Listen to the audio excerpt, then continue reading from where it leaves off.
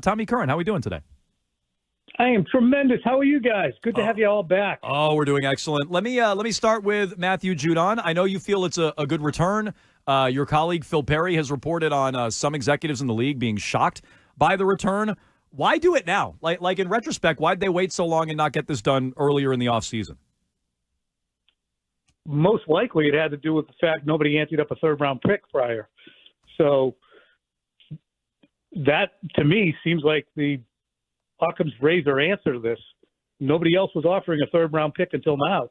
Other teams got desperate, said, well, we'll give you a third. Boom, good, done, okay. We didn't think we'd get that. I can't imagine it's anything else. You're not going to just stand there for months at an impasse with the guy with no intention of giving him a long-term contract and him kicking rocks at practices if there's a third-round pick compensation sitting there for months. I would imagine it's because of the return. Was there value in taking a little less? And this is in theory, but in your opinion, would there have been value in taking, say, a fourth-round pick at the beginning of the offseason, not going through the whole headache and the drawn-out process versus taking the third-rounder in 2025? In my estimation, no. I think that they actually had an opportunity from Mayo to show some authority, and he did. When you look at all the contract impasses around the NFL, how many are ongoing that actually have the player on the field practicing? Yes, there was an impasse. There was a dust-up at one practice that I think Mayo navigated pretty well. And since then, you've had the player out on the field playing with a contract he doesn't like and playing pretty hard and taking part in everything. So, to me, if you moved on earlier, you weren't going to get the same return. And in the end, when you look at it in hindsight, what kind of damage was done? Tom, you wrote about what we can expect in this second preseason game with how much playing time Drake Maye might get, especially compared to the first preseason game. There's a lot of stuff flying around out there about, like, are they trying to protect him or are they trying to hide him? What grade would you give Drake Maye at this point in training camp, knowing that you've been down there pretty much every single day, watching every single snap he's taken? I'd give him a C. It's just a straight C. He has not exceeded expectations. He has not been below expectations. He's a project. Mayo said it at the owners' meetings when talking about all the quarterbacks. He has a low floor and a high ceiling. So right now they're trying to get him off the ground floor. He's made improvement since rookie minicamp to the end of minicamp. He's made improvement since the beginning of training camp. When you watch him in 7-on-7, he's more than fine. They're definitely not playing 7-on-7 when the season starts. But the fact that the offensive line is in the disarray that it's been has really hamstrung him from showing up on a regular enough basis as a competent quarterback that you can say, oh, he's tracking to be the starter sometime this year. But I'd have to call it a C, because if you didn't look at this team and the offense that it was last year at the end of the season or in the last two-thirds of the season and realized they were completely bereft of talent and realized that there was going to be an ongoing process to get them back to even have their heads above water, then you're selectively remembering just how bad it was. How much do you think we'll see Maye tonight, and what conclusions will you draw based on his number of snaps? I think he's going to play a lot, which I think is worth a second guess. Because if you're going to play him a lot this week against the Eagles, who are a much better defense than Carolina, you could have played him a crap ton last week against Carolina and had been less harm's way, if that's the biggest concern. And I do think that's a big concern, is they don't want to put him out there with players who aren't prepared to block for him. To me, I don't care. That happens. It happens to every rookie quarterback at some point. Is he going to get a twisted knee? Most likely not. Could he? Yep. Still, put him out there against Carolina. They're going to do it with Philadelphia now. You can game it up. You can run draws, screens. You don't have to throw it 35 times. But to me, it's a missed opportunity last week and this week, since you acknowledge he's a developmental quarterback. These are the developmental periods. Use them. So you're going to see a lot of them. All that said, Christian, I think you'll see him, certainly by the second quarter and maybe after halftime. Interesting. Okay, so Tommy Curran expects a lot of Drake Maye tonight, which I'm rooting for. I think we're all rooting for. He joins us here from NBC Sports Boston. Tom, you wrote this either over the weekend, late last week. I forget exactly when it was, but it was in the aftermath of Ayuk, which is still a mess in San Francisco. Is he staying with the Niners? Is he going to Pittsburgh? We know the Patriots aren't going to get him. And you said the Patriots haven't been this unattractive since 1992. I guess I wouldn't imagine that's changed at all since you wrote it, since the Judon move. Why do you feel that way? In 1993, they had Bill Parcells and soon drafted Drew Bledsoe. And since then, even in the Pete Carroll years, you had a litany of highly drafted, very good players, Bledsoe included, who by that time was a Pro Bowl level player. You had McGinnis, Law, Malloy. You had a good team that had just gone to a Super Bowl.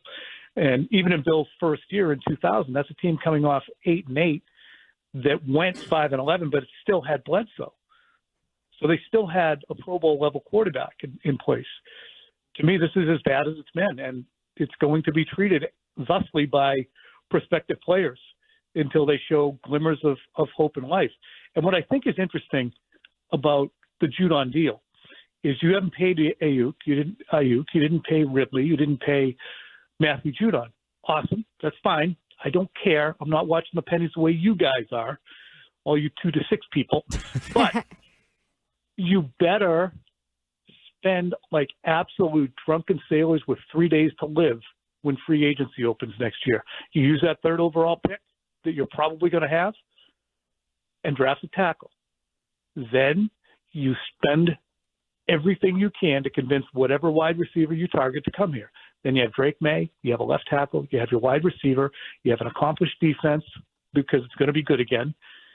And you have what I think will be a good 2nd-round pick in his 2nd year in Jalen Polk. So to me, there's a lot of artillery there now for them financially and most likely draft pick-wise. I was listening to you and Phil earlier this week, and you guys were talking about some of the observations that you had at practice and that it looks like the Patriots might be going a little bit back towards the gap running scheme rather than that outside zone that AVP brought over from Cleveland and his other stops. Is that something, are they going to, once again, partway through camp, abandon that outside zone idea again? Or is this just kind of because the way that the line is shaping up, they have to do this by need? What's going on with that scheme? Yeah, it's a great question because it's fascinating.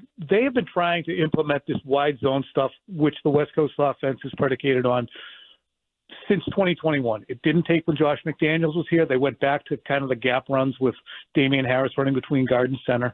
The wide zone stuff requires nimble guards, centers especially, and a tackle who can seal things at the edge to get all those gaps running towards the sideline. And then the running back just has to pick a gap, turn it upfield by putting his foot in the ground. That's not been successful in 21. They tried it again in 22, actually drafting Cole Strange, who was better suited for that kind of an offense, and Pierre Strong, who was a running back suited for that, and Bailey Zappi was suited for that kind of an offense, and it didn't take. O'Brien went away from it last year, but now AVP is all in. That's everything that Alex Van Pelt's offense is about, is you have to be able to run wide zone runs so that you can set up the bootleg stuff off of it. So I just don't know if they have the humans for it. They have road graders, not dancing bears, on their offensive line. So they're probably going to still run plenty of gap runs, but they're going to have to transition to being a wide zone team under Van Pelt because that's the curriculum, that's the lesson plan, that's everything that he believes in. Tom, before we let you go here, how would you characterize ownership's expectations for this team? Because I feel like that shifted a little bit recently. I don't know if it's shifted. I think that it's always been tempered. I think that at the owners' meetings, I'd have to look back at what Kraft said, because he said to us first that he expects a successful season. Then it was basically not word for word, but don't hold your breath. So I'd have to look back at that. I think ownership understands it's a rebuilding season. It was the worst offense in football last year. They went 4-13. They got a new head coach. I mean, what anybody expecting them to be appreciably better than last year after tearing it down to 0 is kind of hoping against hope. Could they win 5 or 6 games? Sure, they could. Could they win 2 or 3? Absolutely. More than that or less than that, I don't see. But your sweet spot here is 2 to 6. just like you guys. I was just gonna say, just like Jones and Mego, I am looking forward to Tom locking hands and counting Robert Kraft's pennies next offseason, where we're gonna really we're really gonna be on them for spending next offseason. I'm looking forward to that. Scrooge McDuck over there. You get him. I mean, that's not how I would refer to Robert Kraft, but okay. Tommy Curran, NBC Sports Boston. Thanks so much. We'll talk to you next week.